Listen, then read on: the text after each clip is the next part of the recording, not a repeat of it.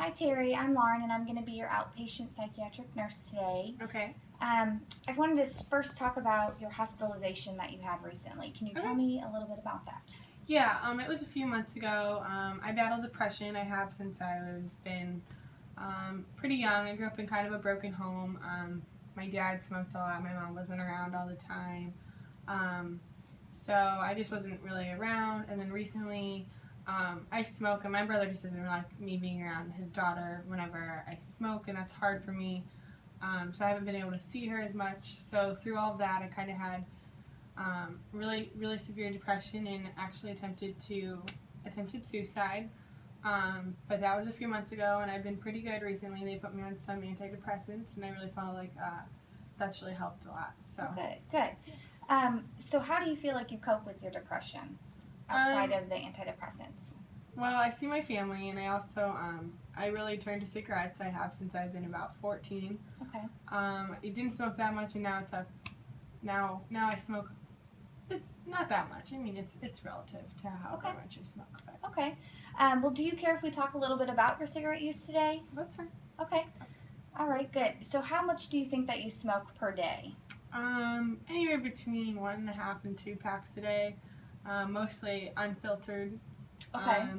So that's how it normally is. If I'm really stressed out, it tends to be more. If having a good day, I don't need to relax so much. So I don't need to. Okay. And when did you say you started smoking?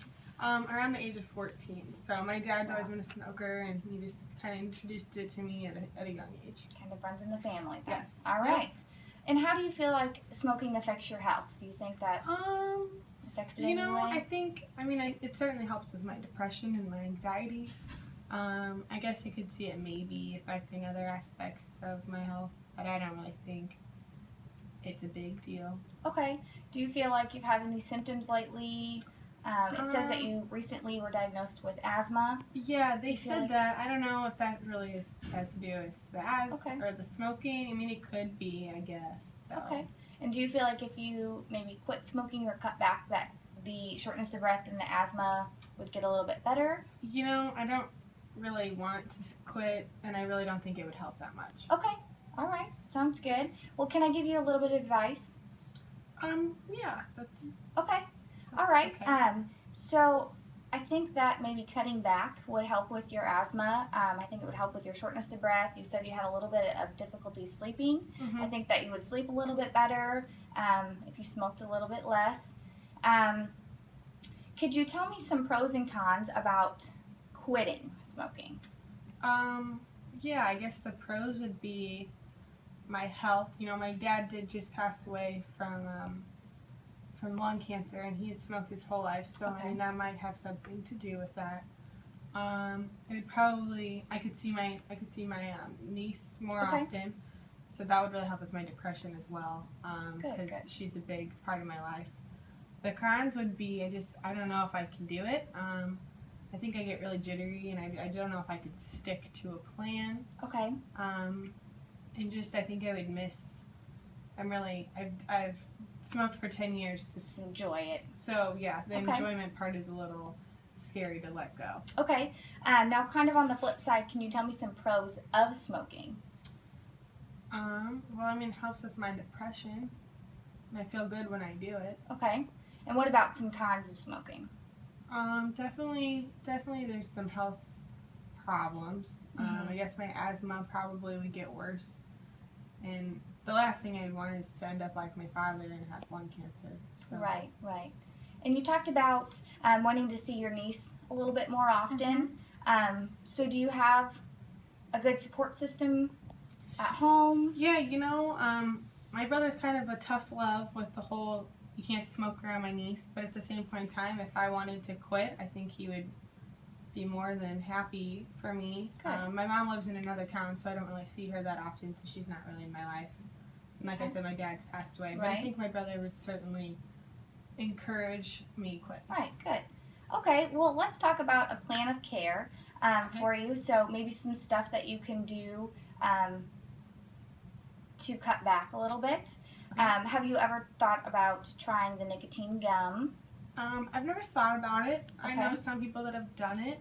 and liked it. I know some people that loved it or done it and really hated it. So I'm kind of on the edge about that. I don't really understand how it works. Okay. Okay, that's a start. What about using filtered cigarettes? Has that ever? I've always smoked the ones my dad smoked, so I've never really thought about it. Okay. I guess I could see that would probably be better than unfiltered for Okay. sure, especially for like my asthma problems. Okay. And what about like putting something in smoking's place, like a yoga or meditation or anything, other kinds of relaxation techniques? When I could try it, I just don't, I just get so much out of the nicotine from smoking that I Right. don't really know how yoga would give me the same effects. Okay. Okay. So I'm going to show you this ruler here. It's called the readiness ruler. And on a scale of 1 to 10, 1 being not now and 10 being now, what is your readiness to quit smoking? I'm definitely not ready now. Okay. I'm definitely not ready. Okay. So I would say maybe like a 4.5. Okay, great. That's a good start.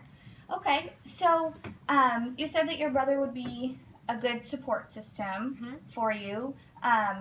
So do you think that it would be realistic for you to try to maybe decrease maybe go to a pack a day, and then maybe in other places of the smoking, maybe try some meditation or fill up some of that time spending with your niece while you're not smoking? Yeah, I could definitely. I mean, the more I'm around my niece, the more I can't smoke because my brother won't let me. So maybe if I hung around with them more and did that, I could definitely, decreasing my smoking is definitely an option.